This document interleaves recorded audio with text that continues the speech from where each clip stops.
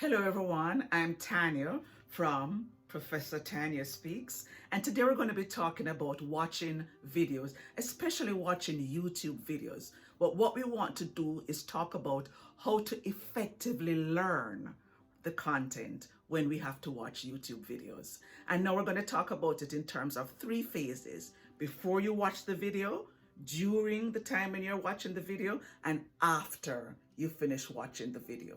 And the first thing you have to do before you actually watch the video is keep in mind that you have to watch as an active learner and not a passive learner.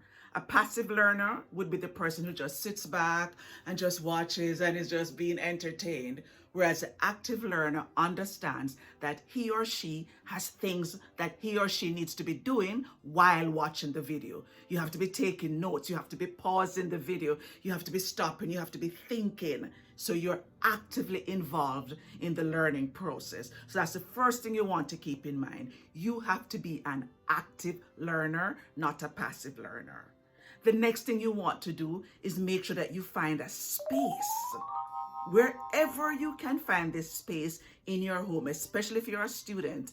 Remember when you were doing face-to-face classes, you would go to the lecture theater, or you would go to the classroom, or you'd go to the lab, and there was always one space, and it was the place that you did your learning. It's the same thing you have to do when you're at home. You don't want to ever get in the habit of just waking up, being in bed, watching your YouTube video. Let's see what Tanya did this week. No, I do want you to watch, but you need to get your brain to make an association between that space and learning. And most times that doesn't happen in a bedroom. So try to find somewhere in your home where you can dedicate that space. It doesn't even have to be a room, but an area where you learn and you see this as, this is the place where I will do my learning. Now it's time for us to talk about the during part, meaning the part that you would be doing while you are watching the actual video. And you're going to be following the Feynman technique, which you were introduced to in another video, and you're going to be following these steps. First, you're going to identify the concept that you want to learn. Then you're going to pretend that you're teaching it to a child. Then you're going to identify the gaps in the explanation by going back to the material, and then you're going to review and simplify. Let's say you're in my public speaking class and you have to watch these three videos. The first one is on choosing a right topic. The second one will be on how to do an effective attention grabber. And the third one will be how to make the introduction flow so that the 5 parts in the introduction are seamless. Let's say you have those 3 videos to watch and you're talking about at least 1 hour's worth of watching. There is no way you should attempt to do all of that in one sitting. Because remember, you'll remember the Pomodoro technique where we said you do a little bit, you take a break, you do a little bit more, you take a break. It's the same with the video. You're not just watching YouTube for entertainment, you're watching it for learning. So now you've decided that you're going to watch this video on attention grabbers.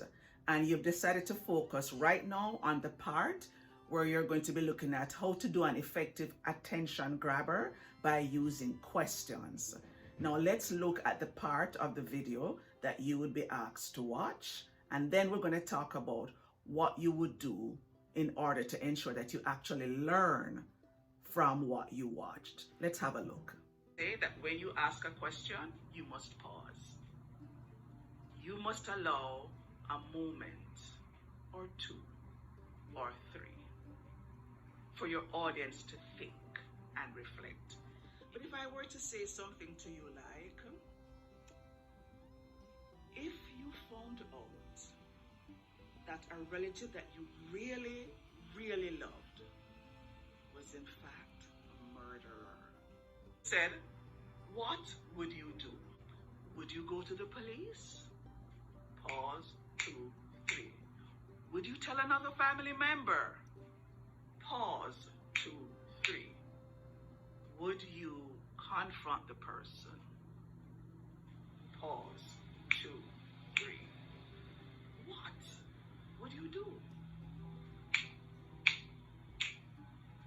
that's how you... Now, after watching that video, or that section of the video, there is no way that you should assume that you now know how to use questions as an attention grabber, because you have not yet tried to master it. And you want to keep in mind that there are 4 levels of mastery, or 4 levels that would take you to mastery. The first level is what we call unconscious incompetence, which means you don't know that you can't do the thing. You're not competent and you're not even aware that you're not competent. But once you watch the video, you go to the next level, which is called conscious incompetence, which means you now realize that you are not competent. And at that point, many people, or some people, have to make a decision. Will I continue to try to learn, or will I give up? Will I put the effort into learning? And that's what Carol Dweck talks about when she talks about the fixed mindset versus the growth mindset. Because the growth mindset says, yeah, well, I have to learn this. Let me see what I need to do. What skills do I need to develop? The fixed mindset, however, says, this is really hard. I don't think I have the energy to learn all of this. I'm just going to do whatever I was doing before. I won't bother with this because it's going to take too much work. So that's the point where, so when you get to that second level, that's when you have to make a decision. Because to get from the second level to the 4th level is going to take practice. Now, Josh Kaufman in his book, The First 20 Hours, tells us that it's going to take 20 hours minimum to be able to master a skill. We're not talking about Malcolm Gladwell's 10,000 hours, which you need for mastery in your area of expertise. We're just talking about acquiring a skill.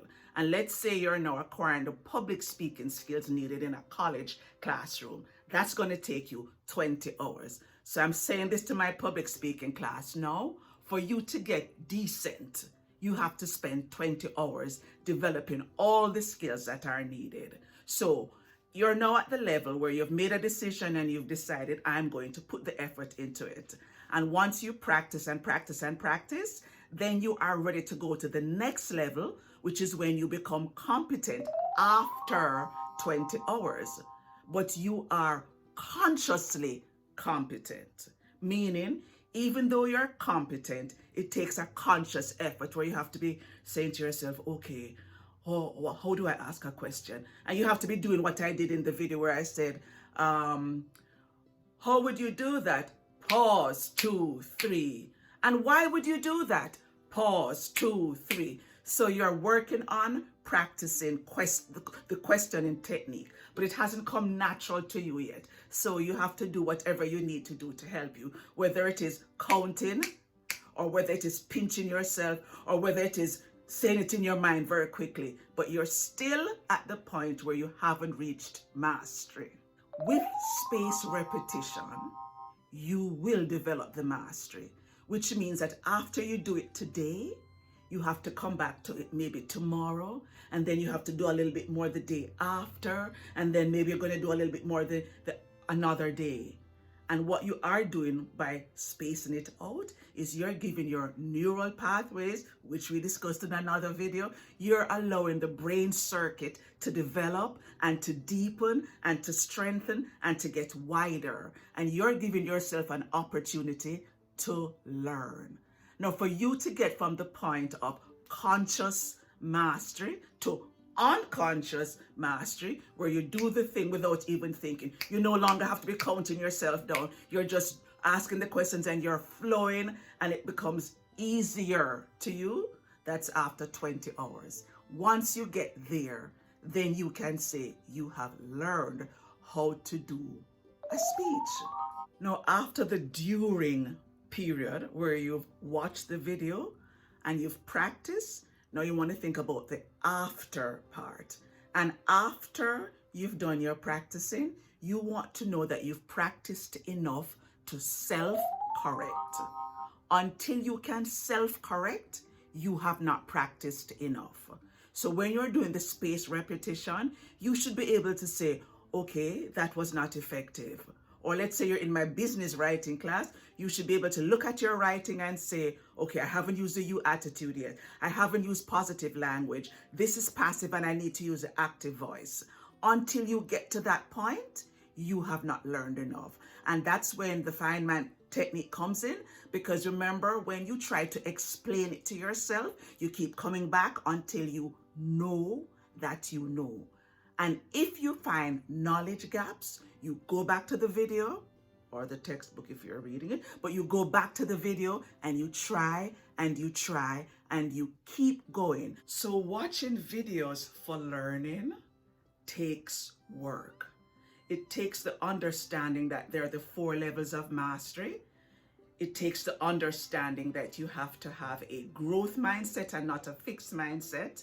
And you have to also keep in mind that acquiring a skill and gaining mastery will take you around 20 hours, which you shouldn't try to accomplish in one sitting, but you want to make sure that you take part in spaced repetition and you keep coming back over a period of time until you master the skill. So I hope you learned something from this today, and I hope that your greatest takeaway is that watching videos for learning involves work. So until I see you in the next video, I want you to practice and practice and keep those 20 hours in mind until you become a master at whatever it is you're watching on those YouTube videos. And I'll see you in the next video. So bye for now.